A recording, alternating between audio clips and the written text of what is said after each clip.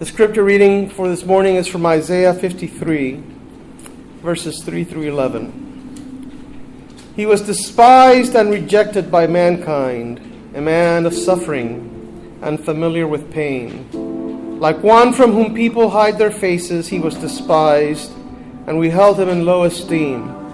Surely he took up our pain and bore our suffering. Yet we considered him punished by God, stricken by him and afflicted. But he was pierced for our transgressions. He was crushed for our iniquities. The punishment that brought us peace was on him, and by his wounds we are healed. We all, like sheep, have gone astray. Each of us has turned to our own way, and the Lord has laid on him the iniquity of us all. He was oppressed and afflicted, yet he did not open his mouth. He was led like a lamb to the slaughter, and as a sheep before its shearers is silent, so he did not open his mouth. By oppression and judgment he was taken away.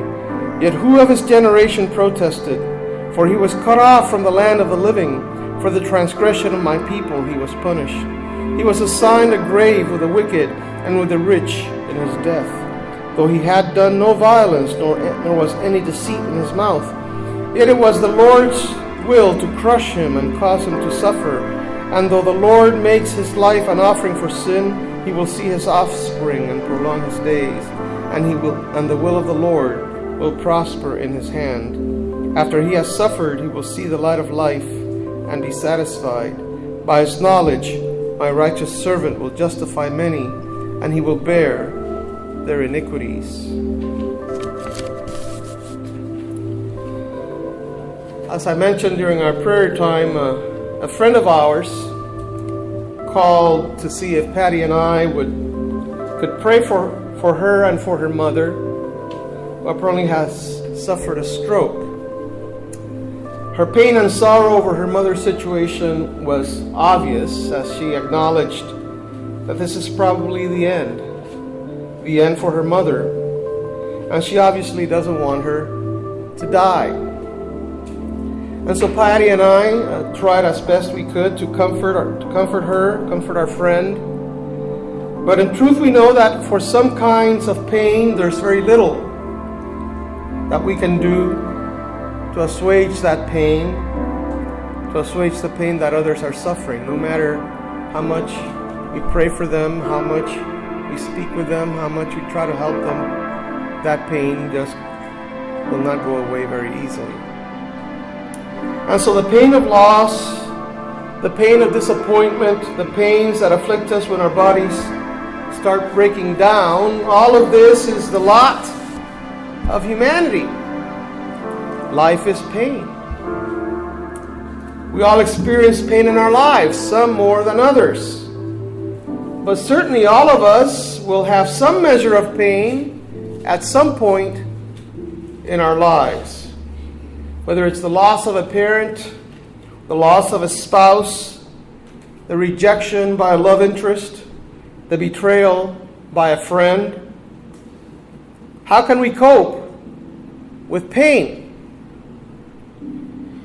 Well, being a Christian means that our faith should equip us to cope effectively with painful situations. And our relationship with Christ is key. Now, I find it interesting that as Protestant Christians, we tend to highlight the joyous aspects of the Christian faith. After all, we sing, "Joyful, joyful, we adore thee."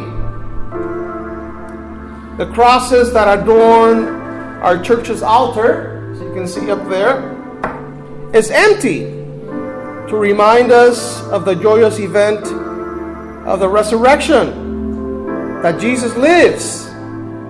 And certainly that is reason to be glad. It's clear from the Bible that Jesus could in fact have a good time. After all, he attended the wedding at Cana and provided the best wine at the end. He dined with Zacchaeus. He spent time in the houses of friends, like the house of Martha and Mary and Lazarus.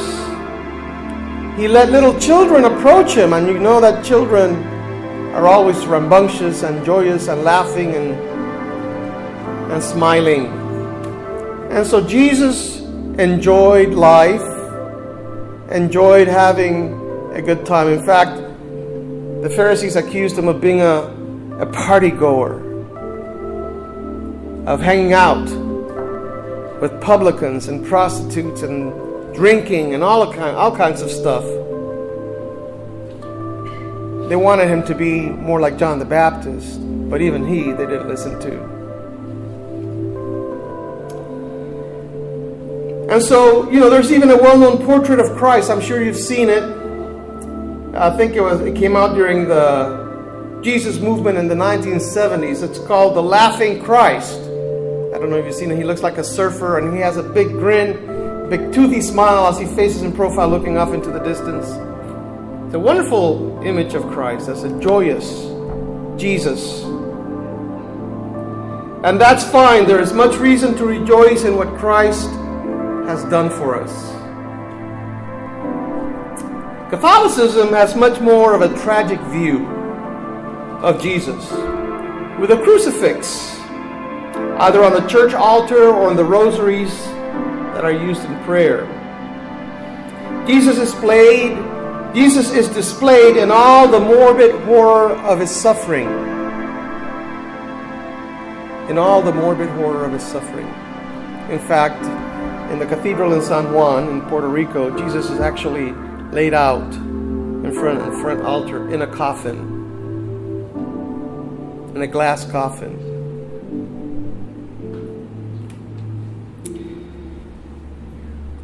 Mel Gibson, a devout Catholic, made a point of this suffering in his film The Passion of the Christ. And he was criticized for the excessive violence that is inflicted on Jesus in that movie. But in fact, Mel Gibson was trying to be as historically accurate as possible. And that is in fact how the Romans treated those who would be crucified. And so yes, while Jesus is the Prince of Peace, the Good Shepherd, the Great Physician, Jesus is also the Man of Sorrows, as Isaiah 53 is translated in the King James. Here he is called the Man of Suffering. A man of suffering. And so if we take Isaiah 53 as a prophetic reference to Christ, as we Christians do, then we have to understand that Jesus, yes, is about bringing us joy, but it's also a recognition that life is suffering and God stands with us in our pain. That he identifies absolutely and completely with whatever pain we are going through. And that no pain that we undergo can actually measure up to the pain that Jesus underwent on that cross. And so we can begin to cope with pain if we have a proper understanding of the pain that Jesus himself went through. Isaiah uses almost every available word to describe the pain of the Messiah. So let's look at the passage again. It says he was despised. He was rejected. Familiar with pain. Like one from whom people hide their faces. They don't even want to look at him. We held him in low esteem. Oh, he's garbage. He's vermin. We considered him punished by God, stricken by God, afflicted by God. He was pierced. He was crushed. The Lord laid on him the iniquity of us all. He was oppressed, yet he did not open his mouth. By oppression and judgment he was taken away, yet who of his generation protested? Nobody stood up for him. Nobody said, this is wrong. He was cut off from the land of the living for the transgression of the people, he was punished. He was assigned a grave with the wicked and with the rich. It was the Lord's will to crush him and cause him to suffer. And so it is that the Messiah is described as someone totally beaten down, totally demolished. And so Jesus endured all of this, and so he understands the depth of human pain, the depth of human suffering. Now, everybody likes a winner. And in fact, that is one reason why the Jews reject Jesus as Messiah, because in their view, he was such a loser. Big L, Jesus, L, loser.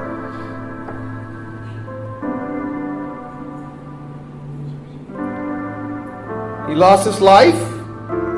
So how could he possibly be the Messiah? The Messiah is a winner.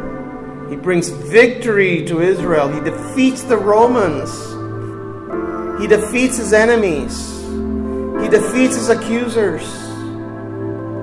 And Jesus, to all appearances, did none of that.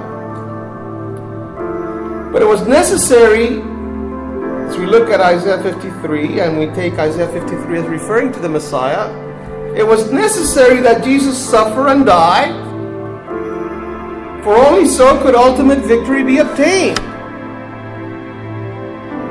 Ultimate victory depended on Jesus dying. Dying as a criminal. That's a mysterious paradox. No question it's a mysterious paradox. But it is essential for our eternal salvation, but also to show us the way to cope with suffering and pain. And so when we read in Hebrews, we can read in Hebrews 5:7 where it says, during the days of Jesus' life on earth, he offered up prayers and petitions with fervent cries and tears to the one who could save him from death. And he was heard because of his reverent submission. Son though he was, he learned obedience from what he suffered, and once made perfect, he became the source of eternal salvation for all who obey him. He prayed. Notice that in his pain, Jesus first of all prayed and trusted the Father. Secondly, Jesus submitted and learned obedience from what he suffered. And so we see that pain teaches us. He learned from his pain. And third, Jesus was made perfect through pain. Notice again Hebrews 5:8 here. And once made perfect. He learned obedience from what he suffered, and once made perfect, he became the source of eternal salvation.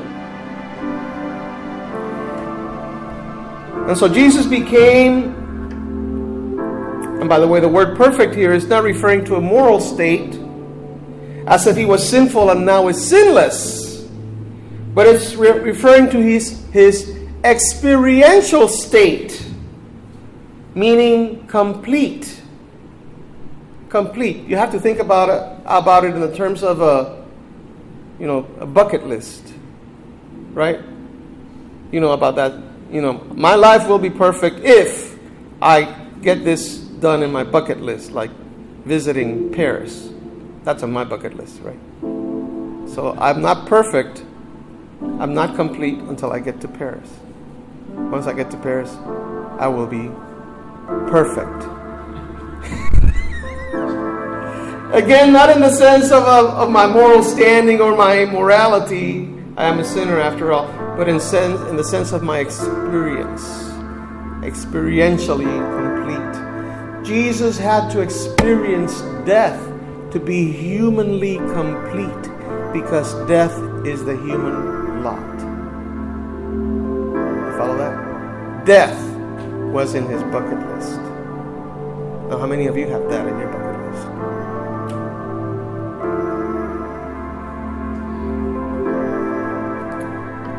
So he had gone through what every human being goes through: pain, suffering, and death.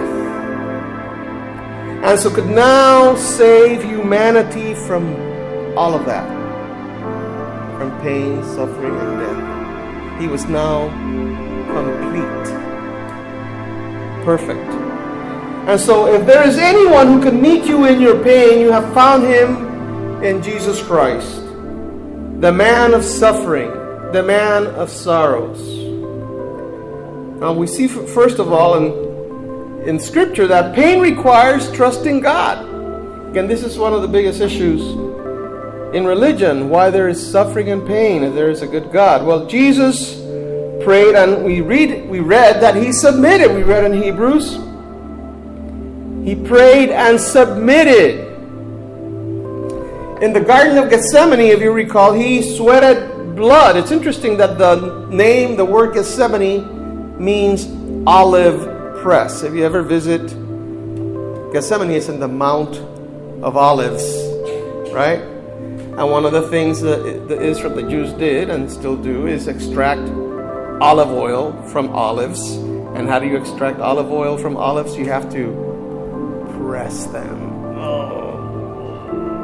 And squeeze that oil out. Well, Jesus was being squeezed and blood came out through his sweat. He was being pressed, for sure, by the circumstances he faced. And so he sweated blood as he prayed to the Father, but concluded after that time in prayer, "Not my will, but thine be done." He submitted to the Father's will. He learned obedience. He prayed for deliverance. And to all appearances, from the human standpoint, none came. Apparently the answer to Jesus' prayer was, no. You're not escaping the cross. He died. But he trusted the Father, and the Father raised him. Look at Paul writing in 2 Corinthians chapter 12, where Paul writes, "In order to keep me from becoming conceited, I was given a thorn in my flesh, a messenger of Satan to torment me." Now, people that study the Scriptures are not sure what that thorn in the flesh of Paul was. What was his torment? It's not known. And so there's a great deal of speculation. One was that he had problems with his eyesight. In another epistle, he says, "Look with what big letters I write to you." So he couldn't see, so he wrote in big letters. So maybe that he was going blind or with some kind of blindness. So others think that he had some physical ailment. Others think that it was his wife. You don't hear a lot about Paul's wife, but it's customary for rabbis, for someone to be a rabbi, to be married. And so when Paul converted, he was already a rabbi. So he was probably married. But once he converted to Christ, as Jews do to this day, when an Orthodox Jew converts, they celebrate his funeral. So he was dead to her. She was dead to him, and that was, of course, a torment to him, that he couldn't return and be with his wife, and his wife rejected him. We don't know what that thorn in the flesh was. But he says that it was a messenger of Satan to torment me. 3 times I pleaded with the Lord to take it away from me. But he said to me, "My grace is sufficient for you, for my power is made perfect in weakness. Therefore, I will boast all the more gladly about my weaknesses, so that Christ's power may rest on me. So if it was, most likely it was some kind of physical disfigurement that made people sort of, man, that guy is ugly. Or man, that, some kind of cyst or something that was disfiguring, that was obviously something that could be healed. And yet God did not do it. He said to him, my grace is sufficient. And so it is that God's presence with us in our pain, His grace is enough. And so we need to trust God in our pain. We can ask Him to remove it, but if He doesn't, it's because His grace is with us. He is still with us. He has not abandoned us. We can cope with pain if we remind ourselves of the promise that God made the Israelites. In Isaiah 42, a wonderful promise, He said to them, do not fear, for I have redeemed you. I have summoned you by name. You are mine. When you pass through the waters, I will be with you. And when you pass through the rivers, they will not sweep over you. When you walk through the fire, you will not be burned. The flames will not set you ablaze. For I am the Lord your God, the Holy One of Israel, your Savior. Isn't that a beautiful promise? That God is with His people, and so He is with us. He never leaves us nor forsakes us. And so His presence, His grace should be sufficient for us in whatever pain we are going through. And so, first lesson we see is that pain requires trusting God. But the second lesson is that pain teaches us. And so, in The Problem of Pain, C.S. Lewis points out that pain serves a very useful function. It teaches us. When we experience pain, we learn to avoid whatever it is that caused that pain in the first place. Physical pain signals unseen trouble. If we experience horrible pain in our side, we know we better go see a doctor, because it may very well be appendicitis. If you experience pain during urination, you may have kidney stones. If you experience pain in your tooth, you better go see a dentist, because probably you have an abscess. And so pain is a signal to us to say, you better take care of this, because it's only going to get worse. And so it teaches us to be preventive, to be on the alert. The pain we feel when we touch the hot stove teaches us to keep away from fire. Every time I'm going to go and take something out of the oven, I put on my silicone gloves, because I don't want to get burnt. So, some can only learn important lessons in the so-called school of hard knocks. The school of hard knocks. In other words, they can only learn through pain and more pain.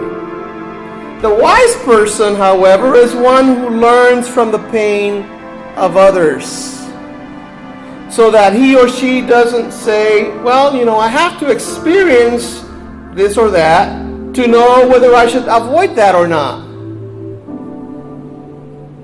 Right? A lot of people, well, that was them, but that will not happen to me. So I'm gonna try heroin, see how that's like. Right? They got addicted, but I'll never get addicted, because I have self-control. Right? The wise person knows, look at the history of what heroin does. You think if you try it, you will not get addicted? What's the likelihood of that happening? So the wise person knows I better not try heroin. I better not try any drugs. Anything that could potentially get me addicted. I was smart enough in junior high. I remember one kid says, hey, he opened this little pill box and said, you want one? Take the blue one, it's good. And this wasn't the Matrix, by the way. Take the blue one. He offered me the blue pill, and I said, no thanks. Come on, it's free. I'm giving it to you for free. I said, that's okay, thank you very much. I didn't have to do it. I didn't have to try it. I didn't have to find out what it felt like to be high. I know that that's stupid!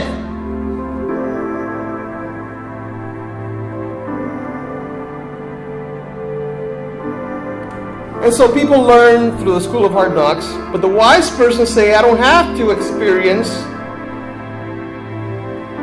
what others have experienced. Most of us, if we are wise, we say, I don't have to experience getting hit by a car to know that I should look both ways before crossing the street. Right? Because you've learned from others that have failed to look both ways and have gotten killed by a car. And so you gain wisdom through learning by hearing the stories and the accounts that people give, the warnings that people give you. There's wisdom in humanity. And if you're attentive to that wisdom, you'll avoid a lot of pain in your life. And so there are many things that we learn from the testimonies of others, from the stories that others tell. And certainly the Bible tells us many stories of how the sins of people bring all kinds of pain and sorrow and bring all kinds of misery upon themselves and those around them. And so those testimonies of pain serve as admonishments to avoid similar behaviors that lead to pain. So we can cope with pain by learning and gaining wisdom from the scriptures, first of all, and then from other wise people that have led good lives.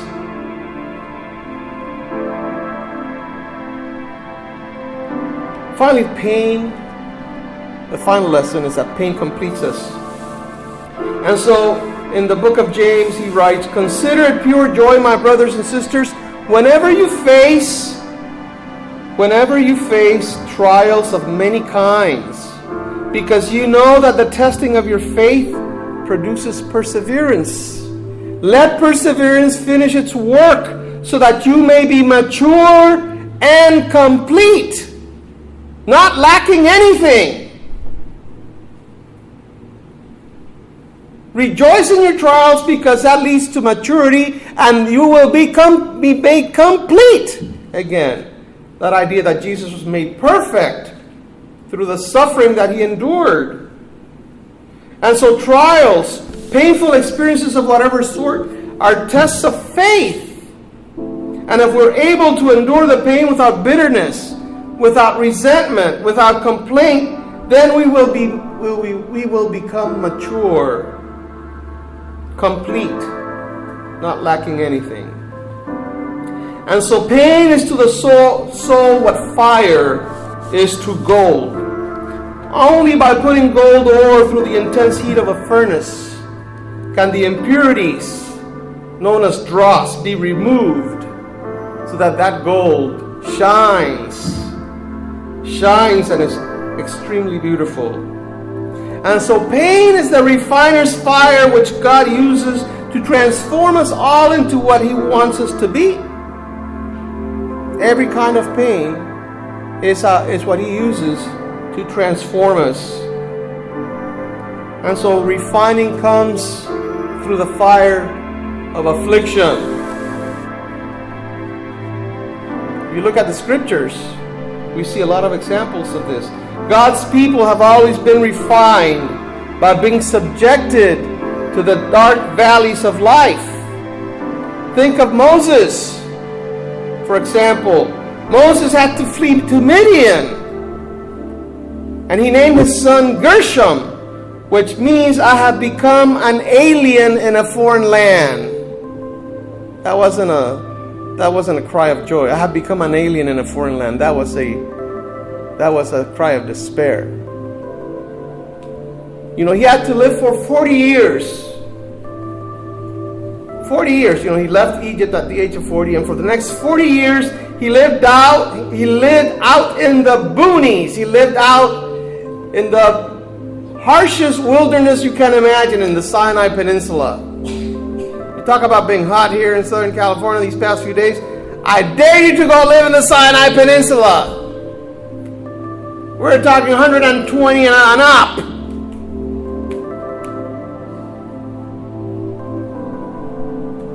He lived 40 years out there before he could become the deliverer of his people Israel. That was a time in training, because he was going to have to take the Israelites through that very land for another 40 years. Look at Joseph, his father's favorite son, was sold by his brothers into slavery in Egypt, and later found himself in prison, falsely accused, before he could become the salvation of his people. And there is no note of bitterness in Joseph when he reunites with his brothers. He said, "You meant this for ill, but God meant for it for good. He put me here for a purpose, and all the pain I had to go through was so that I might save our people." Think of Israel itself as a people. They had to wander in the wilderness for 40 years. Because of the false report by 10 of the spies. 40 years they had to wander before they could enter the promised land. The land flowing with milk and honey. They were eating a lot of manna and grasshoppers for 40 years before they could eat milk and honey. Think of Judah, the tribe of Judah, that had to be made captive and serve foreigners in Babylon for 70 years. Before it could restore the Jewish people back to its land and its unadulterated faith. So 40 years in the wilderness, 70 years in Babylon, in captivity as slaves. Think about the apostles, how they endured persecution and they endured martyrdom to proclaim the gospel and establish the church. And so if you think being a person of faith means a path of roses, you got it wrong. Because clearly it shows that the most faithful have suffered a great deal. Job, of course, the whole book, it's about the suffering of a righteous man. And of course, think about Jesus, who endured rejection and death on a cross to obtain forgiveness of sins and eternal salvation for us who believe. So at every turn we see how suffering is used to complete and perfect and create something greater and bigger and more beautiful than the momentary pain that one is going through. And so while you and I may not understand how our own pain is forming part of a bigger drama or a bigger plan, we have to trust God that in fact there is a bigger plan and a bigger drama to which our pain contributes, of which our pain is a part, whatever that pain may be. And so there is no question that for many, pain and suffering is an obstacle to believe in God. They ask, how can a good God let me suffer so much pain? Such pain will always be a stumbling block to many. Why God had to create a world where pain exists is a mystery. But there is no question that pain serves a higher purpose. That it is not pointless in the ultimate sense. That it has some value, though unknown to us, in its fullness. And so faith, our capacity to trust God, is able to turn pain from a burden to a blessing, as we are reminded in Romans 8:28.